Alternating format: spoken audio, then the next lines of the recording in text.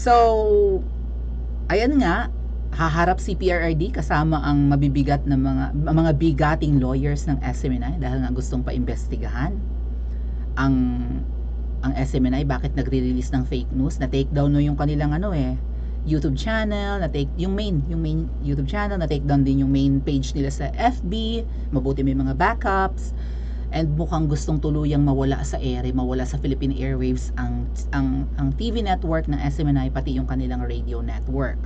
So dahil sa tingin ko kaya ginagaya ng SMNI dahil si PRRD ay nandun sa gikan sa masa na ini-ere sa SMNI. At si PRRD pag nagsalita at kapag 'di ba, pag libo ang nanonood So, popular pa rin ang ating Pangulo, ang ating dating Pangulo. Kung si Kuting kaya may radio program ngayon, ang TV program, ba't hindi niya ginagawa yan? Pagod siya? Busy siya? Marami siya iniintindi? Mukha namang hindi siya stress kahit tumatabingi ang mukha niya. Parang gusto ko tuloy mag-vlog patungkol sa tumatabingi niyang mukha. Bukas. May manonood kaya kay Kuting? Hindi nga siya masyado nagpapa-interview sa media ngayon kahit ang bait-bait ng media, no? Iba pa rin ang karisma ni PRRD. At lahat ng bumabatikos kay PRRD at lalo na yung binabanatan niyang yung mga yan na gustong magpabagsak sa kanya, mukhang pumapalpak.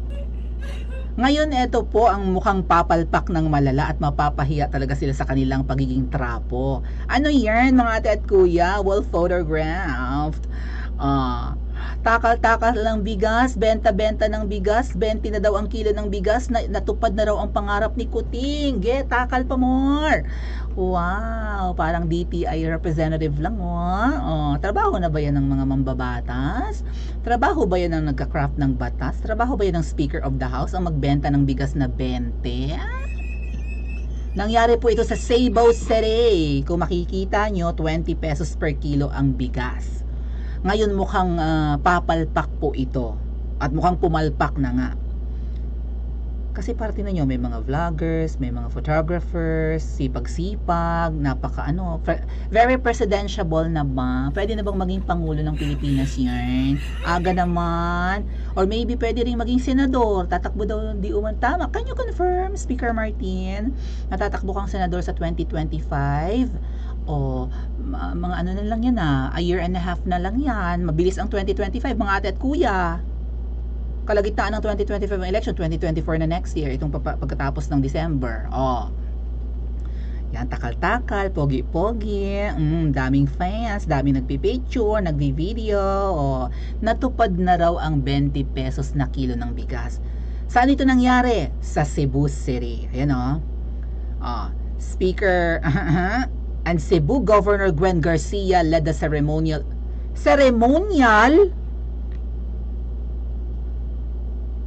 Well, pautot-utot lang yun, ceremonial, and then eventually, di ba, takal-takal lang, putas ng pictorials.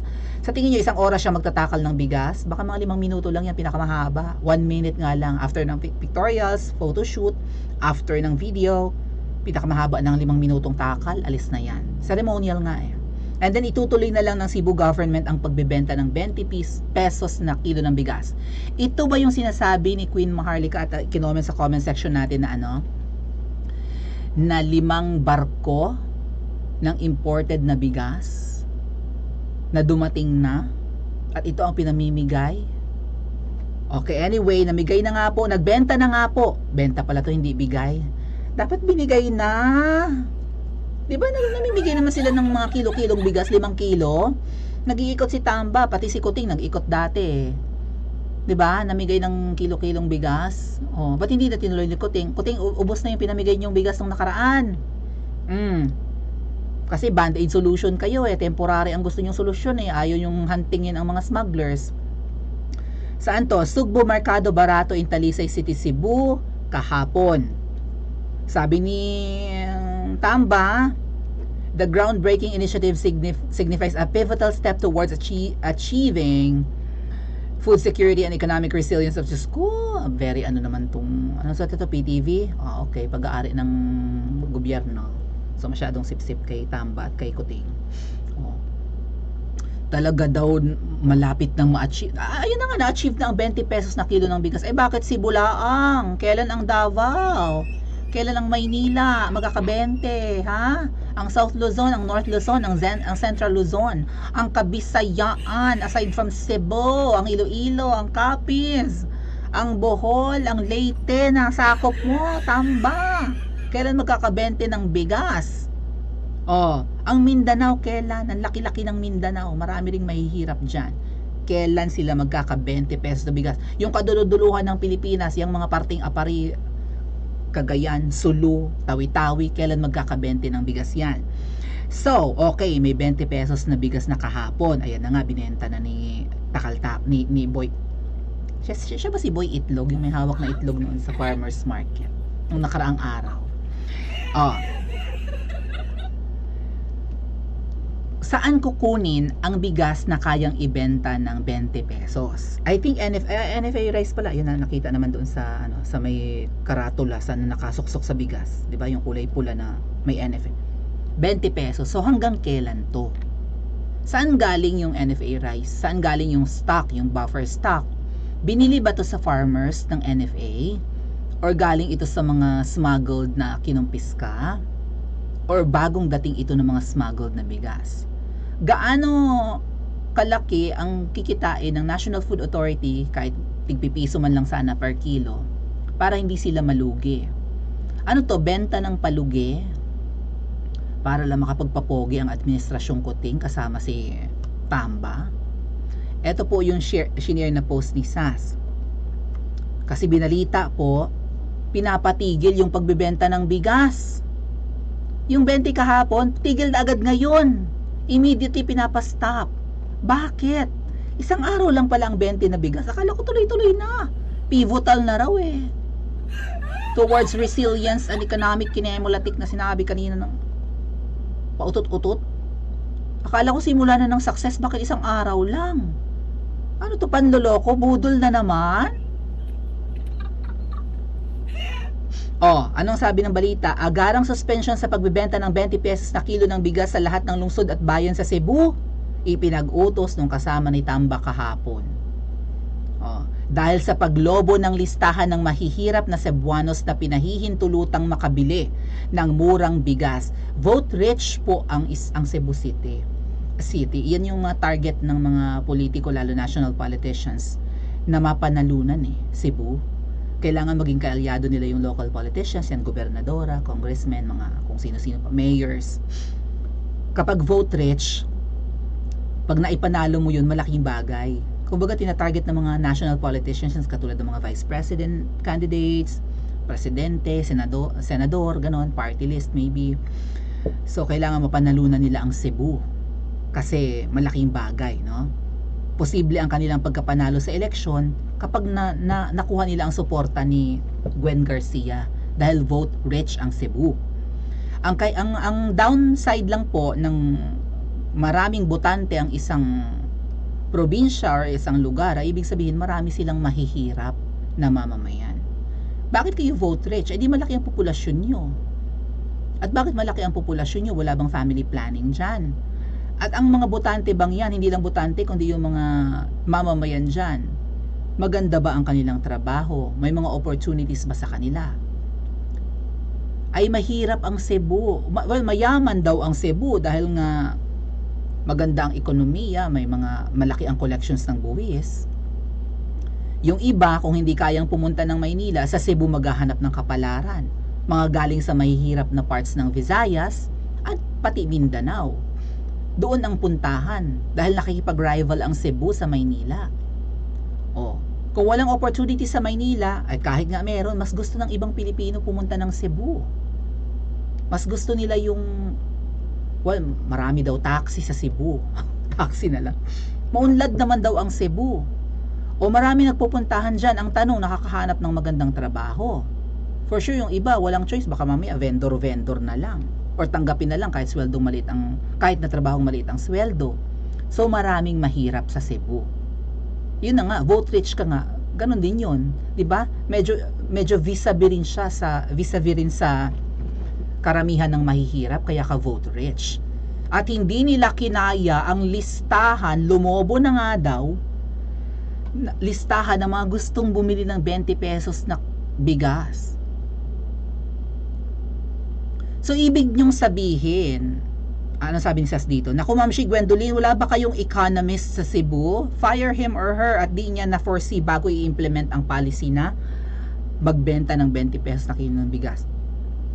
Unang-una, saan galing yung 20 pesos na kilo ng bigas? Kung sa farmers, magkano ang bili? 15 pesos. So, kawawa naman ang mga magpapalay. 15 pesos per kilo ang bili sa kanilang bigas. Or maybe 10 pesos per kilo, baka 7 pesos per kilo kapag palay, yung may ipa pa, yung may balat pa na bigas. Ano ang tinubo? Saan to galing? Baka ito'y galing sa smuggled na mga bigas. Lumobo daw ang listahan ng gustong bumili. Bakit? Ang pagbibentahan nyo, mahihirap lang? Walang karapatang bumili ang mayayaman? Of course, sa mga mayayaman, marami din naman dyan marunong magtipid, kaya nga sila mayaman. Gusto rin nilang bumili ng 20 pesos na kilo ng bigas. Bawal pagbentahan ang mayaman? Mahihirap lang? Ba't namimili? Ngayon nga yung price cap, price ceiling ni Kuting, di ba? Ang binagsak nila yung yung presyo ng bigas para hindi mataranta ang taong bayan kasi umabot ng 60, 65 baka nga nag 70. Ngayon po 55 na lang. Pero may 60 pa rin. Pinagbawalan ng gobyerno magbenta ang mga suking tindahan ng lagpas 60. Paparusahan yata. Nag-release sila ng suggested retail price. Yung bili ng mga maliliit na tindahan sa bigas ay 60, 65. Tapos gusto nyo ibenta ng mura, di lugi sila. Ano ang ginawa nila? O sige, nagbenta ng konti, pero pa isa-isang kilo. Itinago rin ng mga tindahang maliliit ang kanilang stock. Alam ang ibenta nila at magpalugi sila. Tinago na muna nila, hindi pa naman nabubulok ang bigas. Yan ang kamalian sa diskarte ng administrasyong Kuting. At eto 20 pesos bigla ang baho siguro ng bigas. Ano kaya ang amoy at lasa ng bigas na 20 pesos? Baka lasang formalin. Nakabili kami dati ng NFA, hindi talaga malunok-lunok. Aside from iba yung amoy pag niluto, amoy preservatives, ang tigas pa, kumakarhat sa lalamunan. O hindi daw kinaya. Syempre maraming gustong mag-avail. Sa hirap ng buhay ngayon, magkano ang sweldo sa probinsya? Kung sa Manila, 500 pesos ang rate, sa probinsya, swerte ka na maka 300, 350 per day. Minimum, yan ang minimum wage, di ba, sa probinsya? Yan ang rate. Baka nga mamaya yung sweldo ng iba dyan 200 a day lang, 250. Syempre pagkakasyahin yun ng mga nasa grassroots ng mga mahihirap nating kababayan. Talagang pipila yan. Baka nga mamaya himatayin pa yan sa pila. Maka-avail ng 20 na bigas. Magkano ang bigas ngayon kung masarap? 50. Masarap sa ng konti 50. Ano, durog-durog pa yun. Kung gusto mo ng masarap na bigas, mga tipong 60 pesos nga. And then ito, di ba, 66% less ng masarap na bigas, kaya 20 pesos. Di dito sila pipila, hindi kinaya ng Cebu, wala sigurong stock. At paano yan kung 20 pesos, bawat pipila, 2 kilo, 1 kilo lang ang ibibenta nyo? Isang kainan lang yun sa isang araw, baka hindi pa. Pila ulit bukas, sinasayang yung oras ng Pilipino, pinaglulok, budol? So, anong masasabi niyo dyan mga ate at kuya? Panloloko lang ito, pagpapapogi? Akala ko simula na ng pag-unlad May mga pautot-utot. Anong sabi? Ayan ang pivotal steps towards achieving food security. At pagiging matibay daw ng ekonomiya ng bansa, utot-utot. Tapos, isang araw pa lang ipinatigil na ng gobernadora. Ano to, pinagloloko tayo? Paki-comment nga po sa comment section at mag-like and subscribe din po kayo.